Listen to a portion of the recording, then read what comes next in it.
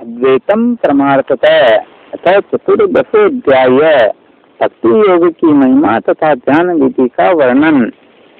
उद्धव जी ने पूछा, श्री कृष्ण ब्रह्मवादी महात्मा आत्म कल्याण के अनेकों साधन बतलाते हैं, उनमें अपनी अपनी दृष्टि के अनुसार सभी श्रेष्ठ है अथवा किसी एक की प्रधानता है। मेरे स्वामी, आपने तो अभी अभी भक्ति योग को ही नित्यक्ष एवं स्वतंत्र साधन बतलाया है, क्योंकि इसी से सब ओर से आसक्ति छोड़कर मन आप में ही तन्मय हो जाता है। भगवान श्री कृष्ण ने कहा, प्रिय उद्धव, ये वेदवाणी समय के पेड़ से प्रलय के अवसर पर लुप्त हो गई थी। फिर जब सृष्टि का समय आया तब मैंने अपने संकल्प से ही इसे ब्रह्मा को उपदेश किया। इसमें मेरे भागवत धर्म का ही वर्णन है। ब्रह्मा ने अपने ज्येष्ठ पुत्र स्वयंभू मनु को उपदेश किया और उनसे भृगु, अंगिरा, मरीचि, पुलह, अत्रि, पुलस्त्य और क्रतु इन 7 प्रजापति महर्षियों ने ग्रहण किया। तदंतर इन ब्रह्म ऋषियों की संतान देवता, दानव, गुह्यक, मनुष्य, सिद्ध, गंधर्व, विद्याधर, तारण, किन्न देव, किन्नर, नाग, राक्षस और किम पुरुष आदि ने इसे अपने पूर्वज इन्हीं ब्रह्म ऋषियों से प्राप्त किया। सभी जातियों और व्यक्तियों के स्वभाव, उनकी वासनाएं सत्व, रज और तमोगुण के कारण भिन्न भिन्न हैं, इसलिए उनमें और उनकी बुद्धि वृत्तियों में भी अनेकों भेद हैं। इसलिए वे सभी अपनी अपनी प्रकृति के अनुसार उस वेदवाणी का भिन्न भिन्न अर्थ ग्रहण करते हैं।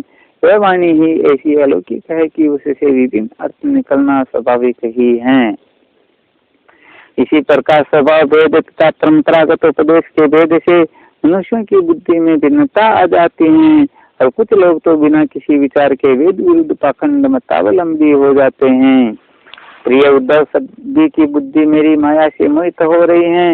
इसी से वे अपने अपने कर्म संस्कारों और अपनी अपनी रुचि के अनुसार आत्म कल्याण के साधन भी एक नहीं अनेकों बतलाते हैं।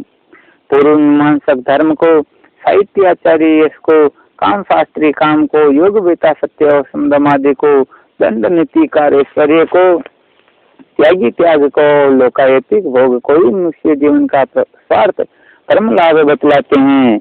कर्म योगी लोग यज्ञ, तप, दान, व्रत तथा यम नियम आदि को प्रसारक बतलाते हैं, परंतु ये सभी कर्म हैं। इनके फलस्वरूप जो लोक मिलते हैं वे उत्पत्ति और नाश वाले हैं। कर्मों का फल समाप्त हो जाने पर उनसे दुख ही मिलता है और सच पूछो तो उनकी अंतिम गति घोर अज्ञान ही है। उनसे जो सुख मिलता है वह तुच्छ है, नगण्य है और वे लोक भोग के समय भी असूया आदि दोषों के कारण शोक से परिपूर्ण है। इसलिए इन विभिन्न साधनों के फेर में न पड़ना चाहिए। क्या रहे प्रिय उद्धव, तो सब ओर से निरपेक्ष बेपरवाह हो गया है, किसी भी कर्म या फल आदि की आवश्यकता नहीं रखता और अपने अंतःकरण को सब प्रकार से मुझे ही समर्पित कर चुका है। परमानंद स्वरूप में उसकी आत्मा के रूप में स्फूर्त होने लगता हूँ। इससे वह जिस सुख का अनुभव करता है वह विषय लोलुप प्राणियों को किसी प्रकार मिल नहीं सकता। जो सब प्रकार के संग्रह परिग्रह से रहित अकिंचन है, तो अपनी इंद्रियों पर विजय प्राप्त करके शांत और समदर्शी हो गया है, तो मेरी प्राप्ति से ही मेरे सानिध्य का अनुभव करके सदा सर्वदा पूर्ण संतोष का अनुभव करता है। उसके लिए आकाश का एक एक कोना आनंद से भरा हुआ है। जिसने अपने को मुझे सौंप दिया है वह मुझे छोड़कर न तो ब्रह्मा का पद चाहता है और न देवराज इंद्र का। उसके मन में न तो सार्वभौम सम्राट बनने की इच्छा होती है और न वह स्वर्ग से भी श्रेष्ठ रसातल का ही स्वामी होना चाहता है। वह योग की बड़ी बड़ी सिद्धियों और मोक्ष तक की अभिलाषा नहीं करता।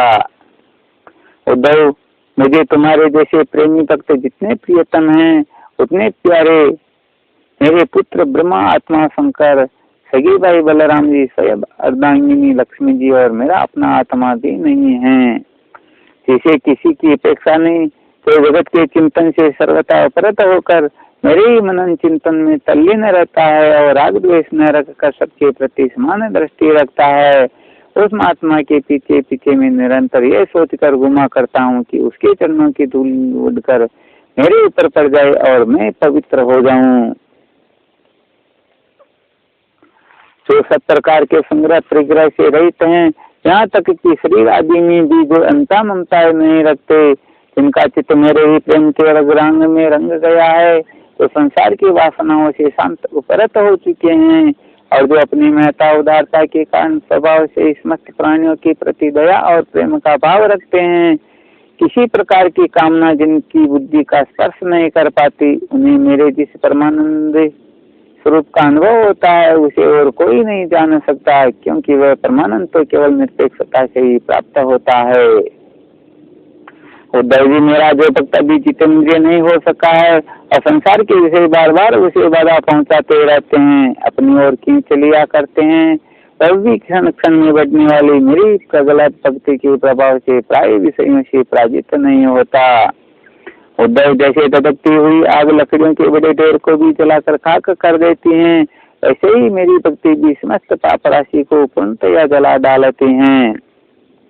उद्धव, योग साधन ज्ञान विज्ञान कर्मानुष्ठान जप पाठ और तप त्याग मुझे प्राप्त कराने में उतने समर्थ नहीं है जितनी दिनों दिन बढ़ने वाली अनन्य प्रेम में मेरी भक्ति। मैं संतों का प्रियतम आत्मा हूँ, मैं अनन्य श्रद्धा और अनन्य भक्ति से ही पकड़ में आता हूँ। मुझे प्राप्त करने का यह एक ही उपाय है। मेरी अनन्य भक्ति उन लोगों को भी पवित्र जाति दोष से मुक्त कर देती है जो जन्म से ही चांडाल है।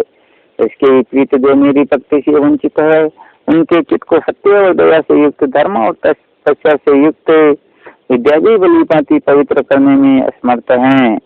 जब तक सारा शरीर पुलकित नहीं हो जाता, चित्त पिंगल कर गदगद नहीं हो जाता, आनंद के आंसू आंखों से छलकने नहीं लगते तथा अंतरंग और बहिरंग की भक्ति की बात में चित्त डूबने उतराने नहीं लगता, तब तक इसके शुद्ध होने की कोई संभावना नहीं है।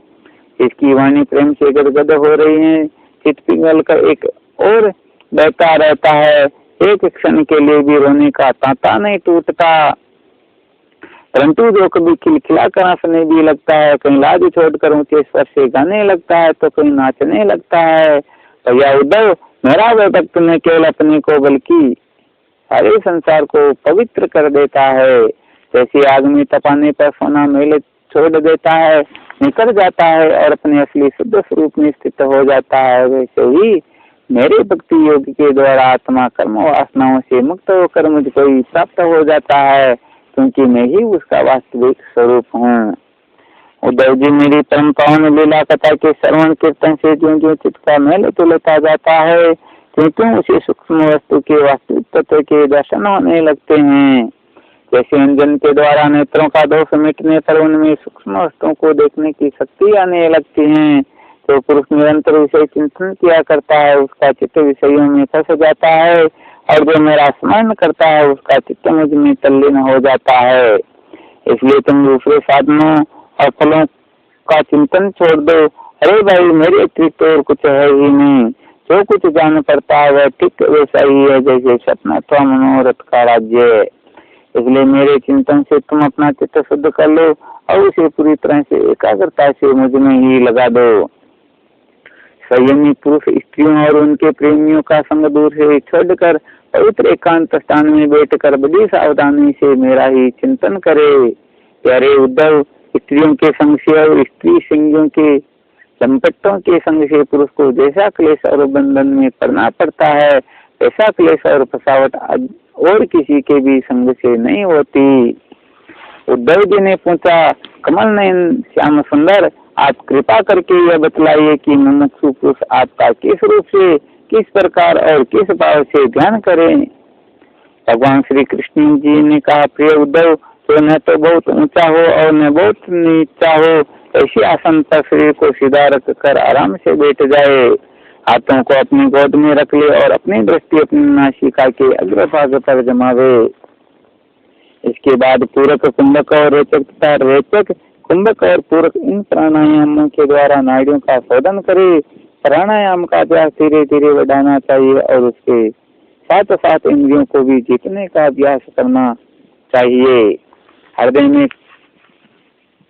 कमल नालगत पतले सूत के समान ओमकार का चिंतन करे।